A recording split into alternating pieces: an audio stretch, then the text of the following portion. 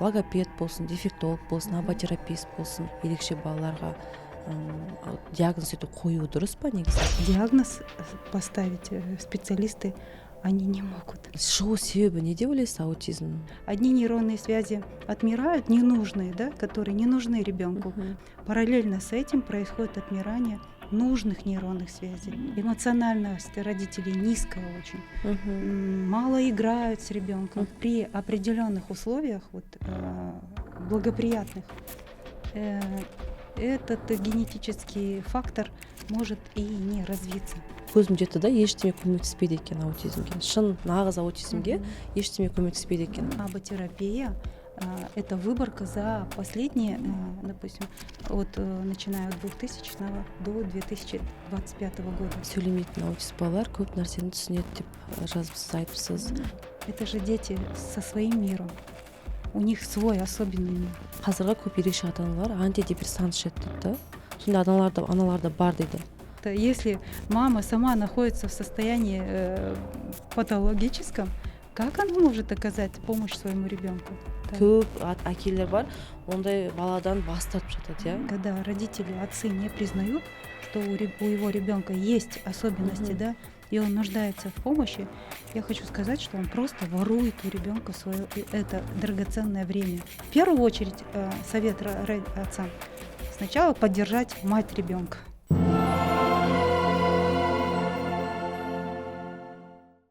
Армысыздар, мен есім Ақлима, мен ерекше баланың анасымын. Бүгінгі біздің ерекше подкасттың қонағы көпшіліктің сұрауы бойынша психиатр маманы Раушан Дарыбаева ханым. Шақыртуымызды елеп келгеніңізге үлкен рахмет сізге. Сізге де рахмет. Ең бірінші сұрағым, жалпы қазіргі ерекше балаларға аутизм диагнозын көп мамандар қоймаса да, бірақ айтып жатады: логопед болсын, дефектолог болсын, аботерапевт болсын, остеопат болсын, сіздің балаңызда аутизм деп. Мысалға, осындай мамандардың жалпы ерекше балаларға диагноз ету қою дұрыс па негізі? Сізге айтарым, диагнозды тек қана дәрігер қояды. Дәрігер бала психиатр. Басқа мамандар диагнозды қоя алмайды, но бірақ та аутизм орысша айтқанда признаки көрсе, онда специалист айту мүмкін. Сіздің балаңызда сондай особенности есть, да, могут отметить специалисты, обратить внимание и направить внимание родителей именно и порекомендовать сходить на консультацию. Но диагноз поставить специалисты они не могут. Только психиатр ғана аутизм диагнозын қоя алады. Только психиатр, да, оценивает. Невропатолог та қоймайды. Невропатолог тоже не может поставить диагноз ребенку аутизм, потому что невропатолог может заподозрить симптомы, и он может под вопросительным знаком поставить, и обязательно он должен рекомендовать именно консультацию психиатра. ЗП рас деп жатады, невропатологтар? Да, они могут. Это очень хорошо, что специалисты замечают. Это хорошо. Родителям не стоит обижаться на специалистов, как бы это даже не были прям психологи, дефектологи, да, другие, неврологи, они первые специалисты, которые встречаются родители, и они видят ребенка. Поэтому нужно радоваться, что, я, может быть, не так сказала, радоваться, но, по крайней мере, быть благодарным, что специалист заметил особенности ребенка. Түсінікті. Қазіргі күнде аутизм диагнозын көп психиатрлар 10-15 минутта қояды. Мен оны дәлел ретінде өз баламды айта аламын. Мысалы, мен балам НЦД жатқанда психиатрға кірдім, 5 минут қана қарады, сіздің балаңызда аутизм деді, бітті. Бірақ мен өзімде аутизм баламда диагноз бар екен, уже білгенде қалай ютубтан қарап, недерден қарап, көбінесе баламды жаңа ойыншықтарды қатармен қою, атына қарамау, мінезін көрсету. Бірақ мен балама көп жерде барғанда аутизм диагнозын аңғарған жоқ, қойған жоқ. Мен тіпті Алматыда болғанда мықты психиатрға барғанмын. Сол кезде ол кісі айтқан, ер адам: сіздің балаңызда аутизм емес, тек глубокий ЗПР деп. мен қайта айтқам, мен баламды аутизм сияқты жоқ деді. Мен баламды 5-6, яғни аутизм диагнозы баламды тек 6 жасына асқаннан кейін 6,5-да 6-да қойылды. 7 жаста тек аутизм диагнозбен біз мүгедектік алдық. Яғни біз осы уақытқа дейін қанша жылдар бойы аутизм диагнозын мүлдем ешқай жерде мен қойдыра алмадым балама. Бұл не деген көрсетеді? Бұл яғни біздің елімізде диагностиканың өте кеш дамып келе жатқанын көрсетеді. Ол жалпы аутист балаларды білесіз ғой, ерте шығарып алу үшін 5 жасқа дейін ерте диагноз қойылса жақсы. Егер кеш қойылса, аутист баланы яғни өз әлемін шығарып алу өте қиын. Осыған сіздің пікіріңіз, осындай 5 минутта қарап диагноз қоятын мамандар мысалы ол қою солай дұрыс па, немесе жаңағыдай ерте диагностиканы қолға алу үшін қандай жұмыстар атқарылу керек елімізде? Енді мен басқа дәрігерлердің жұмыстарын сөге алмаймын. Я каждый әр маманның өзінің методикасы болады. Кейбір мамандарға тек қана қарап баланы көріп қалай қозғалыс қимылысын, сөйлеген сөздерін, ойындарын көрсе уже өзі біледі. Но бірақ та мен өзім кішкене көптеу қарай баланы. Неге? Мен сразу не могу я поставить диагноз, потому что я должна внимательно посмотреть, изучить анамнез, как беременность протекала, как роды были, какое было развитие у ребенка на раннем периоде. Поэтому вот на эти все вопросы тоже достаточно уходит время. Иногда даже, может быть, потребуется даже какая-то дополнительная консультация, потому что бывают такие случаи, когда ребенок может не совсем раскрыться на первом приеме. Он может плохо адаптироваться к ситуации, да, к новому кабинету, к новой обстановке. И поэтому негативную реакцию проявлять, плакать, кричать. И потому что дети именно с нарушениями в общении, они очень остро реагируют на новую ситуацию. Поэтому необходимо, конечно, и понаблюдать за ребенком. Даже если он не говорит, это обязательно должно быть наблюдение, проведение определенных методик разных, насколько выполняет ребенок и эти методики, да, на как он вступает в коммуникацию, на как он реагирует, обращает ли он внимание на игрушки, как он взаимодействует с родителями, как он реагирует на их отсутствие, да, даже просто когда просишь выйти родителей за пределы кабинета, какая реакция. То есть на это все уходит время. Ну, я еще раз хочу сказать, что у каждого специалиста свои методики. Самое главное, чтобы была это ранняя диагностика. То есть насколько раньше, в вашем случае, вы поздно поставили, конечно, диагноз, упустили много времени, да, упустили сензитивный период развития ребенка. Поэтому это очень важно, чтобы именно на ранних этапах был выставлен диагноз. Бізде откат болды содан кейін 2,5 жасқа дейін айтпаймын мықты дамыды, бірақ даму 1-2 сөздер айтатын, мама деп маған обращенно, су деп айтатын, обращенно жаңағыдай 5 литр су алып келетін, мама су деп столға қоятын әлі есімде. Сөйтіп айтатын 1-2 сөздер. Сосын ата дейтін кейде. Сосын ол сөздердің бәрі 2,5 жастан кейін жоғалып кетті. Қазір мүлдем су да деп айтпайды, мама деп айтпайды. Қазір жасы 10 жаста ғой, ешқандай сөз айтпайды. Енді мен ойлаймын да, ол аутизм диагнозында неге осылай сөздер бәрі жоғалып кетеді? Енді бәрінде болмайды, ол кеуінде откат сияқты аутизм дамиды, кеуінде туғалы осылай жаңағы дамып жатады. Яғни жалпы аутизм негізі оны шығу себебі не деп ойлайсыз аутизм осындай? Жаңағы сонымен қатар откатпен болған аутизм оның басқа ем жолы қиындау бола ма? Как раз-таки это и бывает характерно для детей именно с аутизмом, когда наблюдается откат, да, регресс. То есть до определенного периода, допустим, до 1,5, до 2 лет ребенок развивается, да, родители не замечают, он вроде бы и реагирует, да, и на имя, и улыбается, играет, да, и уже первые слова появляются, мама, папа, да, указательный жест есть. И потом в какой-то период происходит, он замолкает. И родители как раз-таки замечают, что он перестал говорить, перестал реагировать эмоционально, на имя перестал реагировать. Это бывает.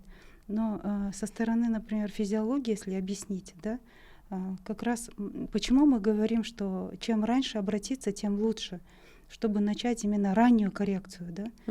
Если, допустим, родители обращаются уже, как только заметили эти признаки и сразу обратились, и сразу проводится хорошая коррекционная работа, то можно эти процессы замедлить и улучшить другие навыки. Происходит у ребенка вообще в головном мозге по мере его роста, развития. Это очень же структура головного мозга, да, у нас есть нейронные связи различные, и в определенном возрасте происходит такой прунинг нейронных связей, да, то есть одни нейронные связи отмирают, ненужные, да, которые не нужны ребенку по мере его взросления, допустим, не нужен сосательный рефлекс, он же не нужен уже, да, после, допустим, 2 лет, да, там не нужен там рефлекс ползания, да, и вот эти функции, они отмирают, прунинг происходит нейронов. И как раз-таки у детей с нарушениями, да, когда появляются такие, помимо того, что происходит такое нормальное отмирание, да, этих нейронных связей, параллельно с этим происходит отмирание нужных нейронных связей. И поэтому происходит такая задержка, откат. И чтобы вот как раз-таки, почему мы говорим о ранней коррекции, чтобы вот как раз-таки на этом этапе не дать как обратно развиваться вот этим нейронным связям. И поэтому здесь очень важна коррекция, да, хорошая речевая среда, эмоциональная среда, ABA-терапия, сенсорная интеграция, да, адаптивная физкультура, то есть мы тормошим ребенка, да, максимально тормошим, со всех сторон стимулируем его речевые зоны, эмоциональные зоны, чтобы как раз-таки не было вот этого регресса, да. Поэтому это очень такое пожелание для родителей, что увидели какие-то признаки, лучше сразу обратиться. Ну вот я так постаралась объяснить, да, почему это происходит, на ваш вопрос, да, со стороны именно физиологии. Ну, регресс, жаңағыны айтып отырсыз, регресс әртүрлі әр кезде әрқалай болады, иә. Біреуіне жаңағы біреу ауырып қалса әсер етуі мүмкін, иә, біреу стресс алса әсер етуі мүмкін. Жалпы сол регресс болмаса, бала керісінше жаңағы дамып кетуі де мүмкін, иә, жақсы. Жаңа регресс болу үшін жаңағы бір әсер етеді, стресс әсер етуі мүмкін балаға. Әлде ол ештеме әсер етпесе де регресс болуы мүмкін ба? Может быть, и просто даже на полном фоне. Может быть, и да, бывает, что когда родитель спрашиваешь, что произошло в этот момент, да, может быть, кто-то говорит, вот я на работу вышла, да, родители начинают себя обвинять. Я, наверное, вот в этот момент на работу вышла как раз, да, и, наверное, из-за этого ребенок перестал говорить и реагировать. А кто-то говорит, там, он заболел в это время, или произошел развод.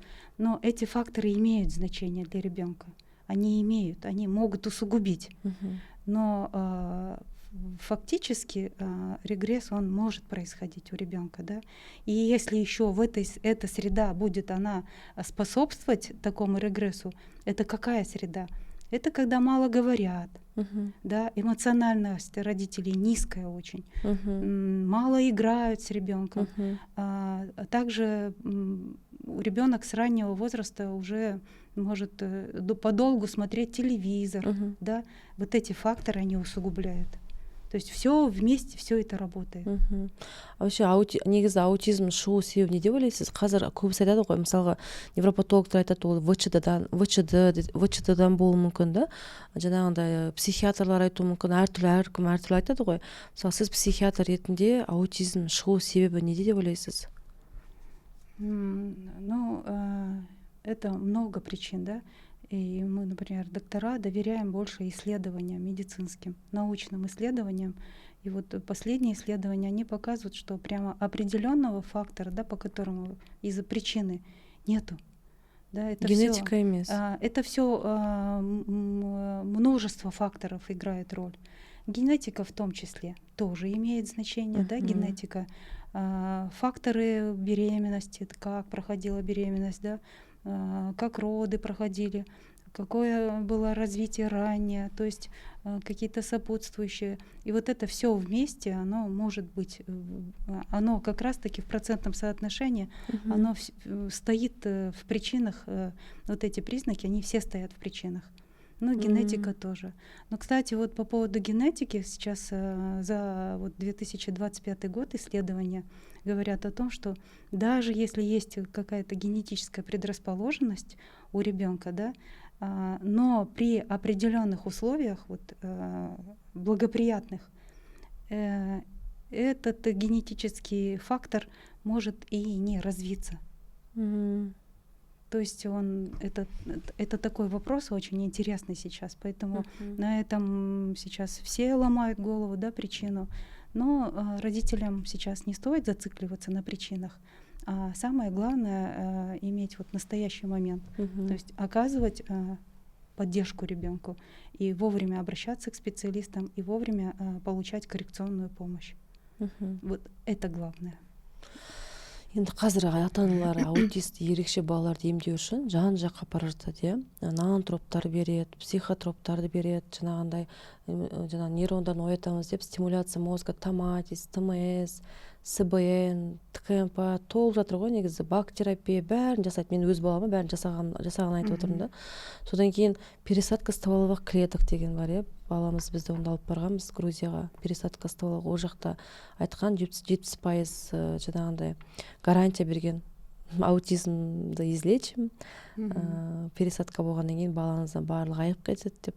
Оны барлығын мен өзім жасап көрдім. Көзім жетті да, ештеме көмектеспейді екен аутизмге. Шын нағыз аутизмге ештеме көмектеспейді екен.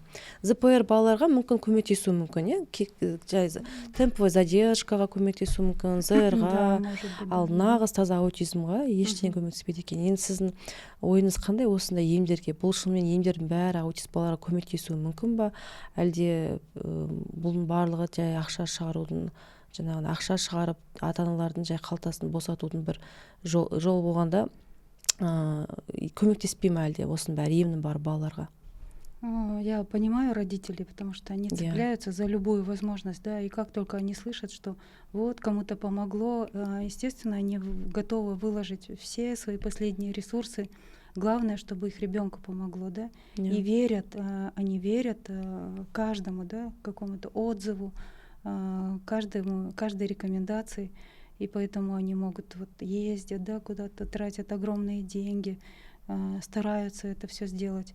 Но что сейчас по медицине, это все не доказано.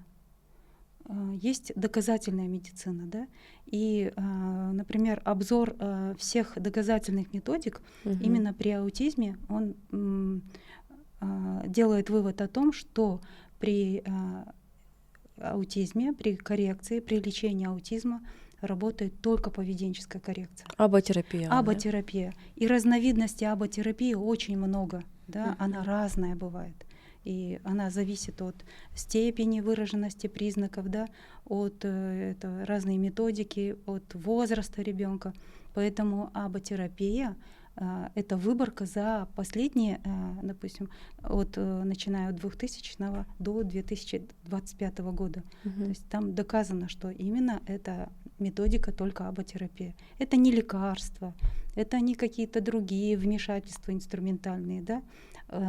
Даже допустим, даже тот же какие-то стимуляционные какие-то, да, методы, которые при аутизме часто используют, они наоборот показали, что после применения этих методик происходит некоторый откат в развитии.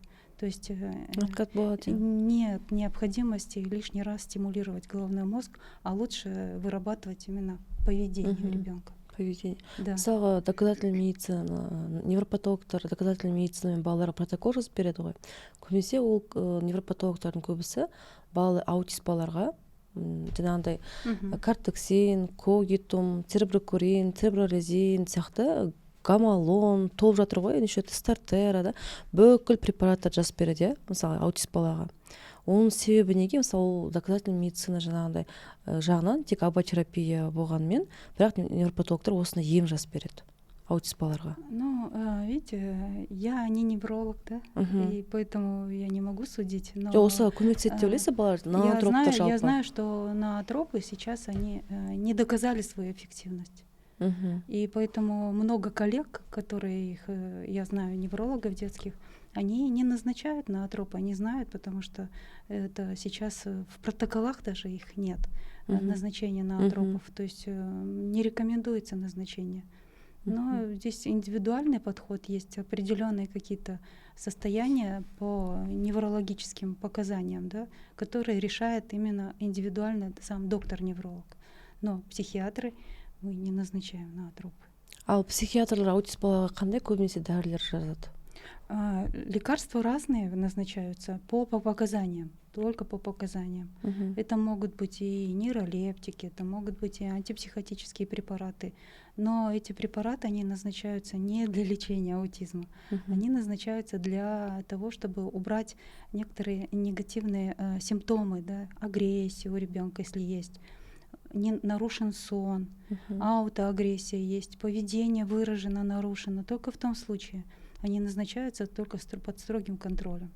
Не для Мгм. того, чтобы, допустим, ребенка там как-то его допустим, усыплять, да? Стимулировать мозг, да, Да, нет? не стимулировать, а для того, чтобы ему легче было развиваться, Мгм.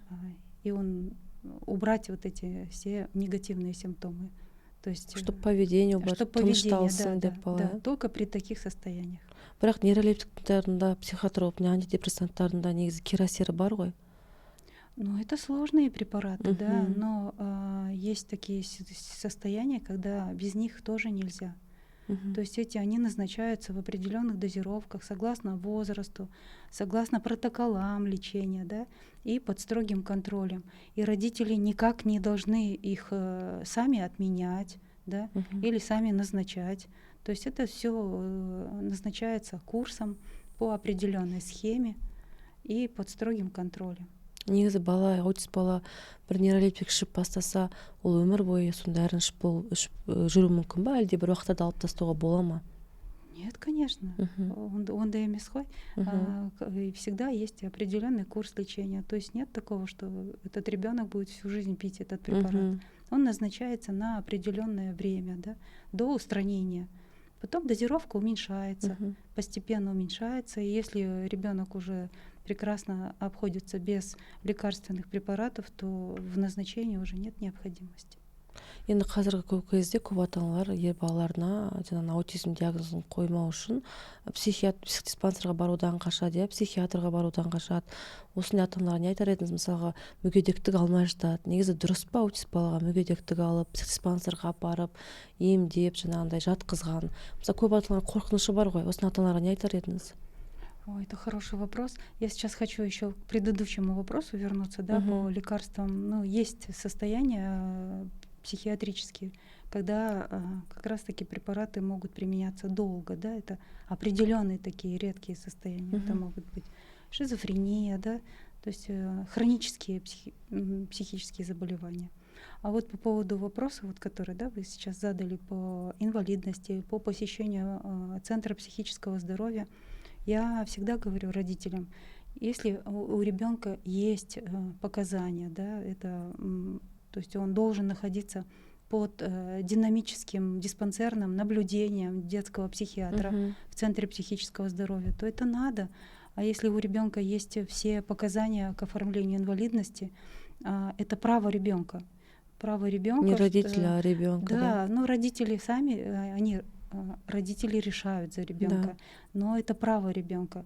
Это не означает, что я тоже часто слышу, родители говорят, вот это тогда на его будущем может сказаться, да, Мгм. что-то он еще, может быть, он куда-то не поступит, да. Но это все такие разговоры, они неэффективные разговоры. Надо думать о том, что сейчас в настоящий момент. И оформление инвалидности, оно открывает, во-первых, окно возможностей для самого ребенка. Это, во-первых, он получает социальную помощь, да, это Мгм. дополнительный какой-то еще, ну, скажем так, финансовый источник для родителей. Мгм. Я говорю также для оплаты определенных каких-то услуг, да, психолога, например, поведенческого. Это социальная защита самого ребенка. То есть это его право. Это его право быть, получать пособие и быть защищенным от социальной сферы. Этого не надо бояться. Нисколько. Я даже скажу больше, допустим, если есть дети с аутизмом, и они, родители, да, не хотят оформлять инвалидность, и уже возраст ребенка, да, подходит, он уже старше 4 лет. Часто я вижу таких детей, и на прием приходят 7-10 лет, и до сих пор родители решаются. И многие родители мучаются, да. Ну, там, например, повезти даже куда-то ребенка, да, на занятия. Не у всех же есть машины. Есть возможность, например, получать инватакси по инвалидности. Да, если у него есть аутизм или умственная отсталость и нарушение поведения, можно получить вот такие еще помощи, как куда-то. И сейчас, тем более, да, в рамках инватакси может и ночью работать, и в выходные дни. Санаторно-курортное лечение, если нет поведенческих нарушений. То есть вот такие возможности есть. Реабилитационные центры очень много сейчас у нас в Казахстане, да. Такой, например, Жансая у нас есть, да, Береке, Орда аутизм. Туда только можно попасть, имея у ребенка инвалидность. Енді келесі сұрағым, сіз өткенде бір рилсыңыздың көріп қалдым, яғни сөйлемейтін аутист балалар көп нәрсені түсінеді деп жазыпсыз, айтыпсыз. Негізі мен өзім балам сөйлемегеннен кейін көп нәрсені ойлайтын, балам түсінбейді деп. Бірақ сіздің рилсыңызды көргеннен кейін менің де өз кішкене көзқарасым өзгерген сияқты, өйткені балам сөйлемегенмен, көп нәрсені түсінбегенмен мені түсінбейтін сияқты көрінетін. Бірақ сіз аутист балалардың көзқарасы басқаша деп айтыпсыз, иә? Осы туралы айтып бересіз кеңірек? Клима, да, это именно я хотела как раз-таки эту публикацию сделать для родителей особенных детей, чтобы они понимали, какой у него внутренний мир. Да? То есть подойти со стороны самого ребенка. Ну, тот же, да, не смотрит в глаза, но он же чувствует. Поэтому здесь я вообще благодарна, что вы поняли посыл моего рилса. И вы сказали, что вы немножко по-другому, да, стали смотреть на поведение, на его какие-то ощущения. Действительно, да, это хорошо заметили. И поэтому это же дети со своим миром. У них свой особенный мир. И это только поймет очень чуткий родитель, что у его ребенка есть свое отношение к миру. Просто нужно внимательно наблюдать, что он видит, что он чувствует. Потому что многие родители думают, что дети, они не чувствуют, да, они не понимают ничего. А на самом деле, если внимательно смотреть, они очень реагируют на любые какие-то проявления со стороны родителей. Те же какие-то эмоциональные, да, реакции, какая-то негативная реакция со стороны родителей.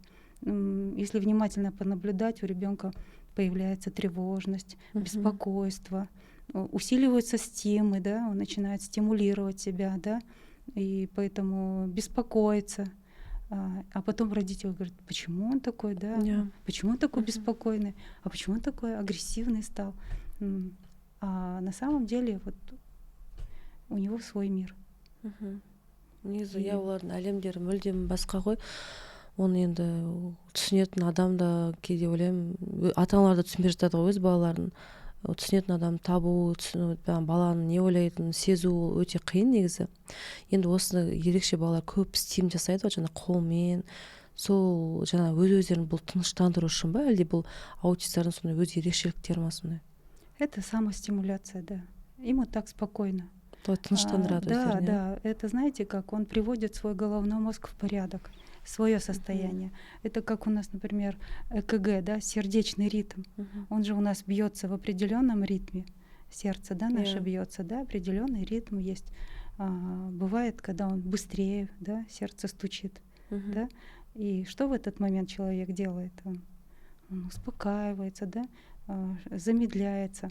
Так и у детей с аутизмом они эти самостимуляции совершают для того, чтобы привести в ритм свое состояние головного мозга.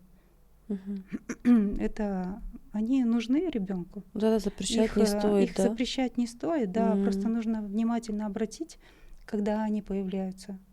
после чего, да, какая ситуация провоцирует. Это может быть какая-то незнакомая обстановка, да, или напряжение, или вот, например, часто наблюдаешь, я еще на ПМПК работаю, и когда даешь задание ребенку с аутизмом какой-то, и он видит какую-то сложность, он уже знает, что он его не выполнит, у него тоже начинаются вот такие самостимуляции, сразу меняется поведение. Нервничает, да? Да. Енді аутизм негізі кішкентай кезінде жеңілірек, бала оғанда. Өсе келе аутизм диагнозымен баланы тәрбиелеу, қарау өте ауыр. Мен өзім ерекше баланың анасы ретінде мен өзім ойлаймын, ол өте ауыр деп ойлаймын.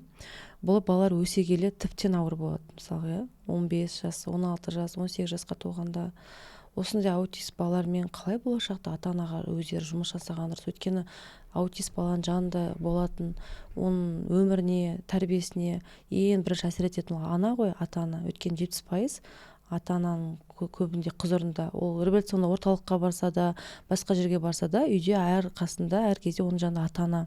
Большое уважение к родителям, у кого есть особенные дети. Я очень хорошо понимаю, да, что это сложно. И чем старше ребенок, это каждый задумывается над этим. Самое главное, чтобы у ребенка были привить ему навыки, да.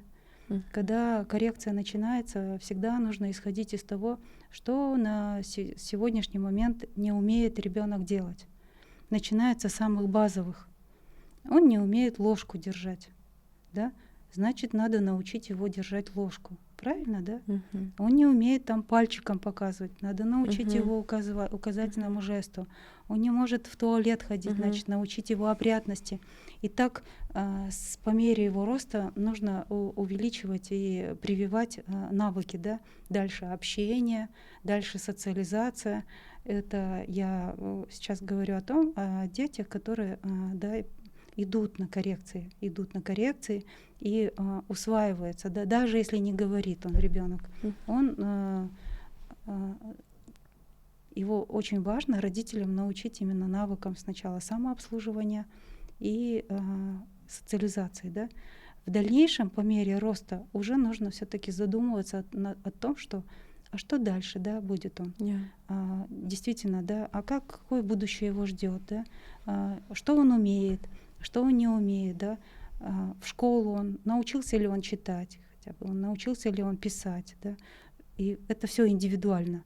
И это как раз-таки мы сейчас, у нас очень хорошо развита инклюзия в обществе, да, что детский сад, что школа, среда создается, да, для этого ребенка. Но еще очень важно думать об интеграции. Что значит интеграция? То есть, когда ребенок должен быть приятен тоже обществу, да? Научить его навыкам. А все этим навыкам научить, как правильно себя, нормы социального поведения, да? То есть это все уже задача родителей, и в помощь им поддержка коррекционная. Это все специалисты, которые есть, которые сопровождают. Но это, конечно, мне очень легко говорить со стороны, да?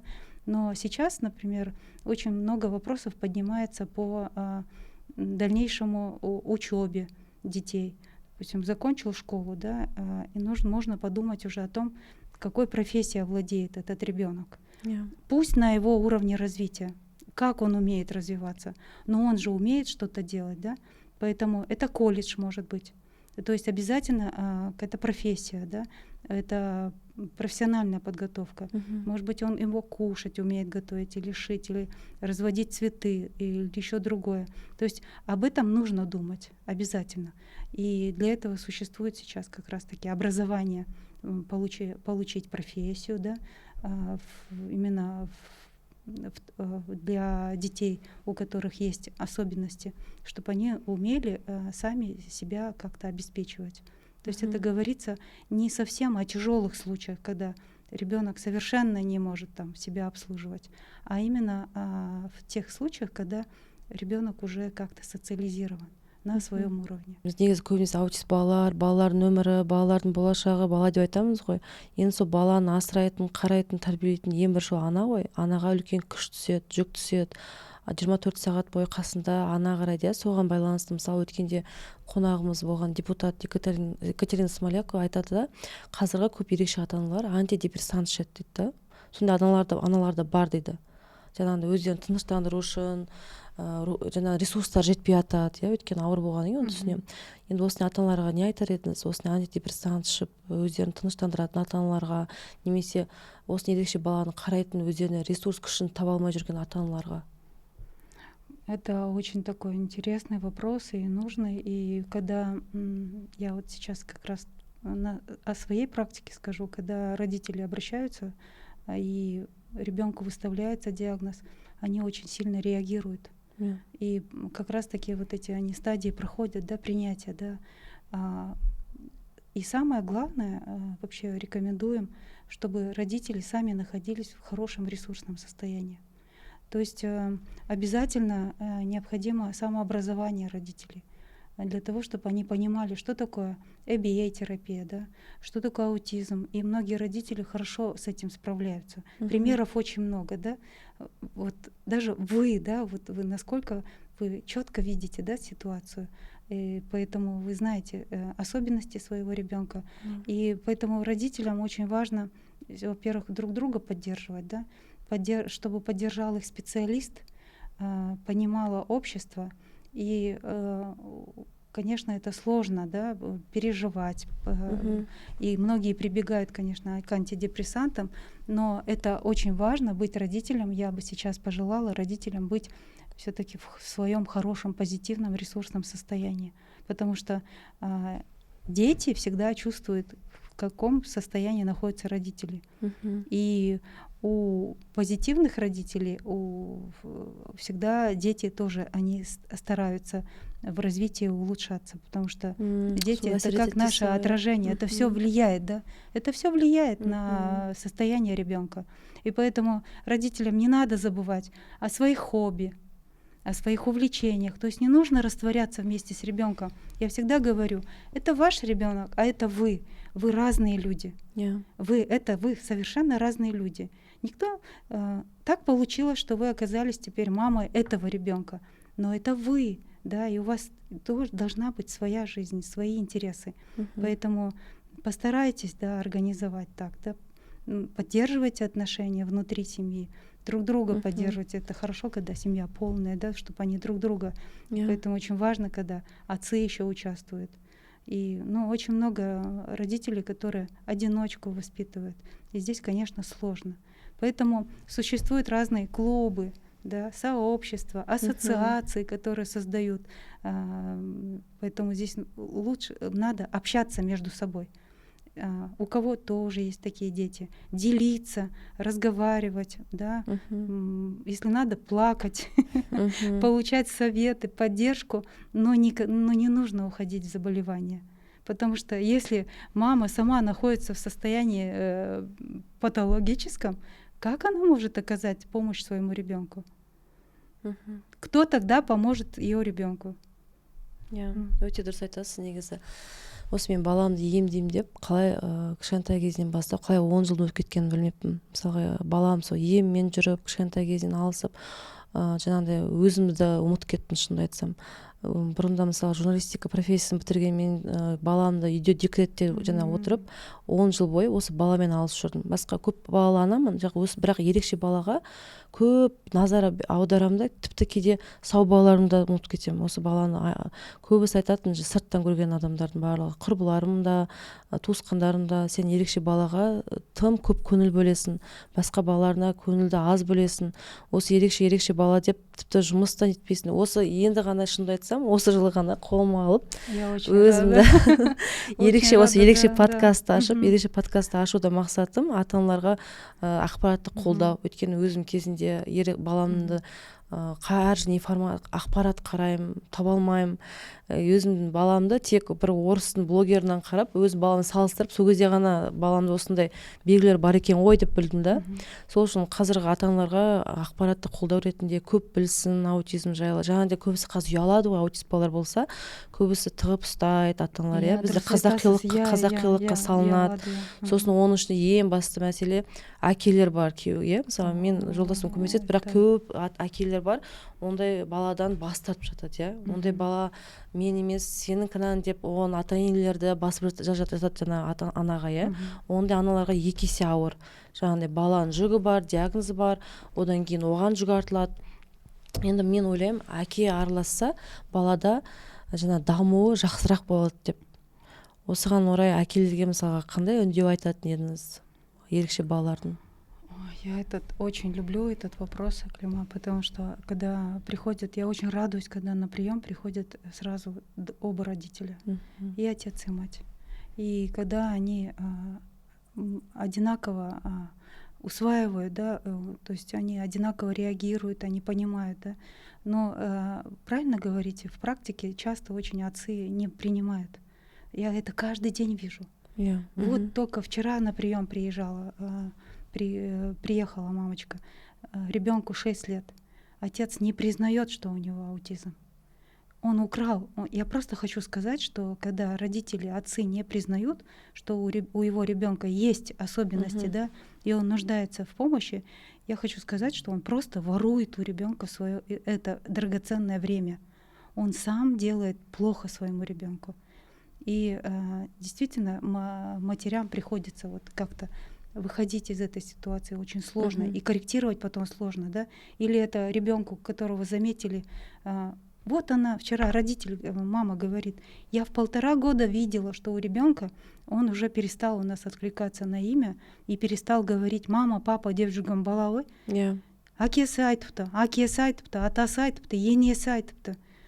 Өтпейді, бала өседі. Неменеге апара бересің? Бізге баламызға неше түрін жазып. Это, ну, знаете, это просто неприемлемо. Так не должно быть, потому что это мешает. И поэтому здесь надо поддерживать друг друга. Да? И родители, отцы, они вообще влияние оказывают на детей. Они другое, у них особенное влияние. Потому что әке деген бөлек, орны бөлек балаға, да? Әкесінің орны бөлек. Поэтому сейчас прямо обращаюсь к отцам. Я прямо, если есть вот кто смотрит отцы, да, чтобы они прямо вот в первую очередь совет отцам сначала поддержать мать ребенка, да, ей дать внимание, да, а когда семья гармонична, она тогда вместе может этому ребенку дать и воспитание, и помощь, да, оказать, и улучшить его развитие. Поэтому здесь это такой сложный вопрос. Енді қазір ерекше балаларға жасалып жатқан, мен осыған жақында бір ана хабарласты, баламда жаңағы аутизмін емдеу үшін пересадка стволовых клеток соған алып барамын дейді. Енді ол үлкен қомақты қаржы ғой, оған көп ата-аналар апарып жатыр да, өздерінің чаттары бар, иә, осындай ата-аналарға айтарыңыз, шынымен де бұл пересадка стволовых клеток балаларға, аутист балаларға көмектесіп кетуі мүмкін бе, әлде бұл жай дәлелденбеген методтардың бірі ма? Но это все еще недоказанные методы. Это недоказанные. И я разговаривала и с родителями, которые ездили, и очень много затратили средств, но никаких улучшений нет. То есть какое развитие было у ребенка, такое и осталось. Они просто очень много денег потратили. Но это все сейчас не доказано, еще не доказано, да, поэтому нужно все-таки доверять доказательной медицине. Если это будет доказано, да, и будут уже исследования многолетние, которые покажут, да, действительно, вот пересадка помогла, тогда, пожалуйста, вот так же, как, например, ABA-терапия. На протяжении сколько лет, да, смотрят и применяют, и видят эффективность, да. Только тогда можно доверять. Нужно доверять все-таки доказательной медицине, а не каким-то единичным там ситуациям там, или каким-то эмоциональным отзывам. Түсінікті. Енді сіз психиатр ретінде айтып жүресіз, аутизмнің, умственная отсталость, моторная алалия, соның барлығын айырмашылықтар қандай жалпы ата-аналарға түсінікті болу үшін? Ой, это разные же состояния. Сол мысалы көп ата-аналар айырмайды соны. Это вот такой хороший вопрос, потому что многие путают. Но самое главное отличие при всем том, что да, состояния аутизма разные бывают. Когда ребенок умеет говорить, когда не умеет говорить, когда может учиться, и причем хорошо учиться в школе, да, и может вообще не быть необучаемым, но и также и при умственной отсталости, да, он может ребенок и быть речь, и не быть речь, да, усваивать какую-то информацию, но у них же есть самое главное отличие. Это нарушение общения. И при аутизме есть основные такие критерии, которые помогают дифференцировать диагноз. Есть дифференциация, да, диагноза, когда определяется та или иная степень выраженности симптомов. То есть при аутизме основные это симптомы — это нарушение коммуникации, в первую очередь общения, нет эмоционального контакта. То есть, например, речь есть или нет — это не основной фактор, по которому мы ставим диагноз аутизм. Самое главное — это нарушена коммуникация, это в первую очередь, да. Стереотипность присутствует, то есть одно и то же повторяющееся действие. При умственной отсталости, да, идет снижение интеллекта, да, по разной степени, есть легкой, умеренной, выраженной, но дети с умственной отсталостью, они коммуницируют, они общаются, они улыбаются, они обращаются, поэтому они понимают просьбы. Здесь вот это все дифференциальный диагноз. И поэтому существуют специалисты, которые дифференцируют, да, какое же состояние у ребенка. Но они бывает, что коморбидность бывает. Что значит коморбидность? Когда несколько состояний может идти вместе, да? Сливаться, да. Допустим, мы не говорим о том, что у ребенка есть и аутизм, и умственная отсталость. У него есть аутизм со снижением интеллекта до уровня, допустим, да, какой-то легкой степени умственной отсталости, там выраженной. Но это разные состояния.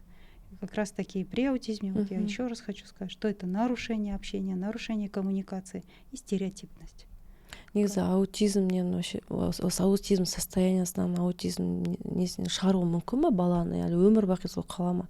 Көп ата-аналар үміттенеді ғой, міне сөйлеп кетсе сол аутизмнен шығып кетеді, немесе міне осы жасқа толған кезде аутизмнен емделіп кетеді деп. Негізі ол өмір бақи қалатын состояние ғой балада, это состояние, это на всю жизнь состояние, да. Просто меняются его навыки, как он социализируется, как входит он в жизнь и чему он учится, да. То есть есть у него степень именно приспособления, как его способностей. А с аутизмом он остается, он будет особенный, да, но в разной степени будет выражаться. Бір үйде бір бала аутист болса, басқа балаларда қанша процент аутизм болу мүмкіндігі болады? Ну, это тоже вопрос такой, да, прямо здесь точности нет, но есть наследственный фактор есть, да. Если часто тоже мы видим это на практике, что если есть в семье ребенок, то следующий ребенок очень часто, что в семье сразу и 2 ребенка с аутизмом. Часто бывает, что первый ребенок с аутизмом, второй у него нет этих нарушений, да. Но здесь, конечно, сразу стоит задуматься о наследственном факторе, генетическом факторе. Поэтому родители, которым, ну, так в плане рекомендаций, если есть у первого ребенка, да, какие-то особенности, да, в развитии, то стоит все-таки генетические тесты пройти. Ата-анаға? Ата-анаға, да. Екеуі папасына да, мамасына? Да, обязательно, да. Чтобы при планировании следующего ребенка уже знать, да, насколько есть вот эта генетическая предрасположенность. Да? Енді аутизм диагнозы негізі кішкентай кезінде 1 жасқа дейін аңғаруға болады ғой. Бірақ бізде өкінішке орай елімізде 1 жастан енді 4, 5, 6 жаста қойылып жатады, жаңа аутизм диагнозы 4 жастан асқаннан кейін көбінесе. Жалпы негізі психиатр неше жастан апаруға болады кішкентай кезінен. Және де аутизм диагнозын жалпы 1 жасқа дейін негізі қоюға бола ма? Қарап, белгілер бар осы деп. Здесь, знаете, самое главное не диагноз поставить. Сейчас вообще во всем мире приветствуется спектральный подход. То есть не цель поставить диагноз четкий прям. Вот у ребенка, допустим, 9 месяцев, да, он там не реагирует на имя, все, у него аутизм, да. Самое главное выявить эти признаки, спектр. Сейчас спектральный подход, да. Вот на тот вопрос, когда с какого возраста можно психиатру? С нуля можно психиатру показывать. Да, с нуля. Психиатр смотрит от нуля, детский, допустим, до 18 лет. Поэтому на ранних признаках, да, уже можно выявить. В 6 месяцев уже можно какие-то признаки увидеть. Может ребенок, смотрите, он может не так реагировать на погремушки, да, не так может улыбнуться, нет гуления, кстати, да, нет гуления. Но это не значит, что сразу вот у ребенка, да, но это же ничего плохого не произойдет, если родители возьмут этого ребенка и придут на консультацию, да, и потеряют час своего времени. Можно увидеть, дать рекомендации, узнать вообще, как родители вообще, что вообще делают родители с этим ребенком. Может быть, он просто родили его и положили, и все, и никто с ним не разговаривает, и никто с ним не играет, да. И в этот момент дать такие рекомендации, да, а вам надо вот так и так делать, да, вам надо погремушки. Я знаю родителей, у которых у детей нет погремушек даже, да. А вот потому как ранние признаки выявить можно, в 6 месяцев можно уже заподозрить, увидеть. Нет гуления, да, нет вот этой эмоциональной реакции. Может быть, просто ребенок очень спокойно спит. Он лежит, спит, да, и не реагирует. И такое бывает. А может быть, он очень слишком плаксиво, он реагирует, у него сенсорная чувствительность повышенная, его все раздражает, он там плачет, да, прикосновения, какие-то шумы, да, но родители еще не знают. Поэтому в 6 месяцев, в 9 месяцев уже можно определить признаки. В 9 месяцев уже можно определить, реагирует на имя или нет, да, реагирует на улыбку или нет, ладушки, да, на игру.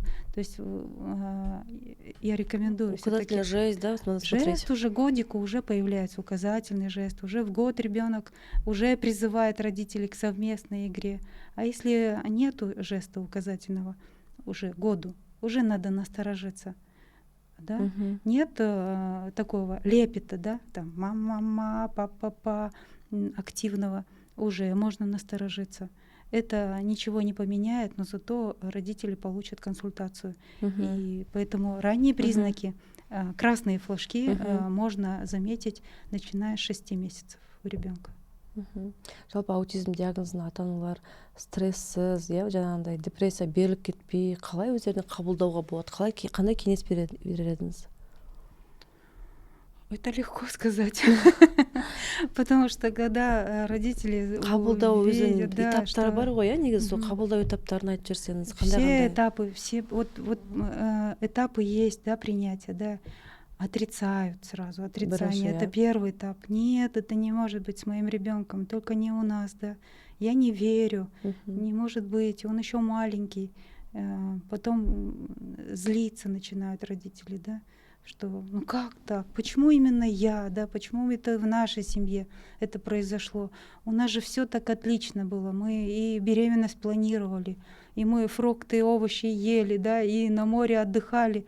То есть, ну как так можно, да, мы прям готовились и ждали этого ребенка. Потом происходит именно спор происходит, не верят, да.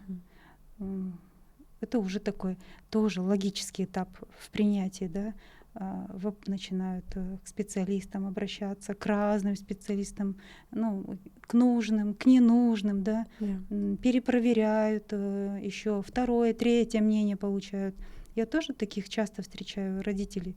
Они молча сидят, они такие приходят на консультацию и молчат, да. И когда говоришь, что вот у ребенка, да, есть расстройство, тогда они говорят, вы знаете, мы уже были у нескольких психиатров, и нам то же самое сказали, да. То есть это процесс нормальный, да, это могут быть родители. И, конечно, потом принятие происходит. Они принимают уже, что да, действительно есть это заболевание, нужно что-то делать, уже план вырабатывают. Просто хотелось бы, чтобы эти этапы родители быстрее прошли. Потому что пока они в этих этапах находятся, пока они тратят время, а у ребенка-то проходит, у него же возраст, для него каждый день дорог.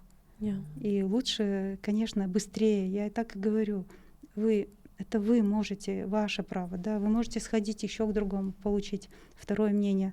но вы, пожалуйста, постарайтесь это быстрее преодолеть, потому что вашему ребенку некогда ждать, когда вы примете решение и примете это состояние и начнете действовать. А на это у многих уходят годы. Жылдар кетеді. Несколько лет уходят. Өйткені өз басымнан да өткердім, жылдар кетеді оған. Өйткені бір жағынан баланы көнбейді, ондай емес деп, мысалы, қабылдау қиын, онымен көну қиын. Ол өз басымнан өткеннен кейін ондай ата-аналарды өте жақсы түсінемін. Сондықтан ең бастысы уақыт жоғалтпау дейсіз ғой. Уақыт жоғалтпау, это самое главное, прям. И ең бастысы уақыт жоғалтпау. Быстро надо, сразу. И почему консультация нужна? Потому что уже четко родители знают, куда, к какому специалисту идти. Потому что многие начинают идти в коррекционные центры, но не к тем специалистам. У ребенка нарушение идет коммуникации, да, поведенческие. Но дефектологу сложно с ним работать. Его же посадить надо, ему внимание нужно отработать. А на это уходит время. Логопеду тем более, да, еще пока рано включаться в работу. Здесь нужна хорошая поведенческая терапия. Аботерапия нужна, да. Хороший специалист нужен, который оценит это состояние, да, и будет знать, с каких этапов начать, что нужно начать с этим, именно с этим ребенком, какую коррекцию. Сосын қазір аутизм әлемде аутизмді зерттеп жүрген, аутизммен күресіп жүрген ата-аналардың арасында өте БГПК диета деген бар. Кето диета бар, өте диеталар көп. Көбісі айтып жатады, мысалы, БГПК диета арқылы мен баламды аутизммен шығарып алдым, емдеп алдым деп. Осындай диеталарға күрес қарасыңыз қандай айтады ғой, мысалға кишечник второй мозг дейді, мысалға кейбір айтады осындай витаминдер жетіспеушілігінен жаңағындай йодтың, витамин группа Б-нің, тағы да витаминдер жетіспегеннен кейін бала сөйлемейді, содан кейін осы витаминдерді толтыруымыз керек, іш құрылысымен жұмыс жасауымыз керек, жаңа паразиттерді, вирустарды жоюымыз керек, кишечникті жаңағы пребиотик барлығымен жаңағы нәрлендіріп, одан кейін диета сақтауымыз керек, казеин, глютеннен бас тартуымыз керек деп жатады ғой. Көп ата-аналар сондай жолмен жүреді, нутрициологтар көп қазір аңғарсаңыз, аутизмді емдеп беремін деп, өз баламды аутизмнен жаңағындай нутрициолог арқылы шығардым деп, осыған сіздің көз қарасыңыз қалай? Шынымен БГПК диета арқылы аутизмді емдеп шығуы мүмкін бе, және нутрициологтар осындай аутист балаларды емдей ала ма? Я хочу сказать, что, во-первых, само состояние здоровья ребенка важно, да? Он должен быть здоров. У него не должно быть дефицита железа, да, чтобы не было анемии, авитаминоза. Это все соматические такие состояния, которые корректируются именно врачом, да? Общего профиля, да, педиатром. Но что касается, допустим, безглютеновой диеты, и есть определенные показания, когда ребенку назначается безглютеновая диета, да, это непереносимость глютена, у него доказано, да, лабораторно, у него есть какие-то другие заболевания желудочно-кишечного тракта, которые подтвердил гастроэнтеролог, да, тогда только.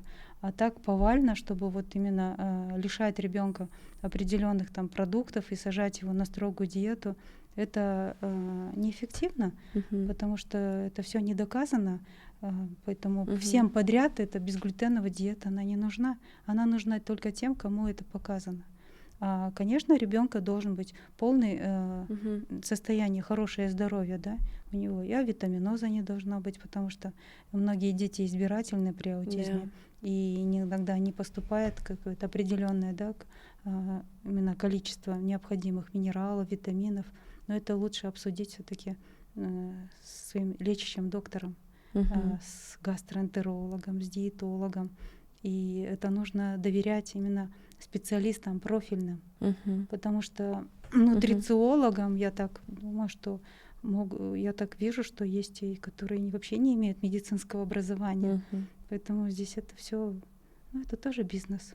Негізі избирательностьте қалдыңыз, аутист балалардың көбісі избирательный ғой, жаңағындай тамақты таңдап жейді, мысалы мен балам жаңағындай пловпен жейтін бір жұмыртқаны көп тамақтар жей бермейді, жаңағындай кейін гречка жей бастады, бұрын жемейтін, мысалы сорпа мүлдем ішпейді, кашын мүлдем жемейді, бірақ басқа етті жақсы жейді, басқа тамақтарды жақсы жейді.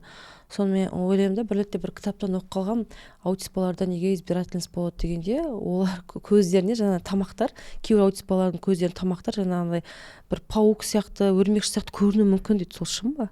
Это относится все к сенсорным нарушениям. Да? Мгм. Поэтому они выбирают, да, поэтому и очень брезгливые дети бывают. И по цвету могут, да, кто-то только белое кушает, кто-то там исключает. Это все относится к сенсорным нарушениям. И это такой, конечно, сложно. Родители мучаются, да, они хотят все-таки, чтобы их ребенок получал достаточное питание. Но здесь, конечно, очень совместная работа должна проводиться вместе. Сенсорная как раз таки, интеграция да, керек иә сонда? и сенсорная интеграция, да, и на контроле все-таки у педиатра должен быть ребенок, Мгм. чтобы не было вот дефицита, да, определенного. Это постоянно проверять надо, чтобы и стараться все-таки. Но очень многие родители преодолевают эти моменты избирательности, и оно уже с течением определенной коррекционной работы и с возрастом они уже и забывают, что ребенок был избирательный. Да? Иә. Он, оказывается, у нас ест все, да. Сейчас он кушает. Да, раньше было, да. Мгм. То есть это не всегда будет присутствовать. Енді соңғы сұрағым бар, өйткені уақыт жақындап қалыпты. Жалпы пубертат уақыты, негізі ерекше аналар осы уақытпен қиналып жатады, иә, балалардың пубертаты. Осы уақыттан қалай жеңілірек шықса болады балаларға да, ата-аналарға да? Пубертатный возраст, конечно, неминуем, да. Подросток, он в любом состоянии подросток. Yeah. И изменения, они будут у подростков. Это и гормональные изменения, и поведенческие изменения. Самое главное, чтобы была хорошая, благоприятная среда сначала в самой семье, в доме, да. Потому что ребенок с аутизмом, он в подростковом состоянии, он тоже будет иметь право на протестные реакции, да, на различные другие какие-то эмоциональные вспышки. И он также будет гормонально расти.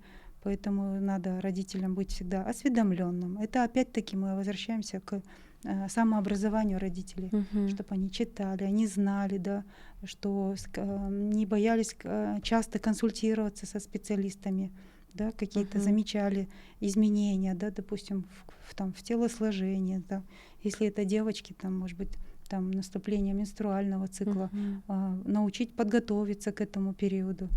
Поэтому это такие вопросы, да, и для этого существует и есть у нас специалисты в городе, да, которые психологи, работают с подростками.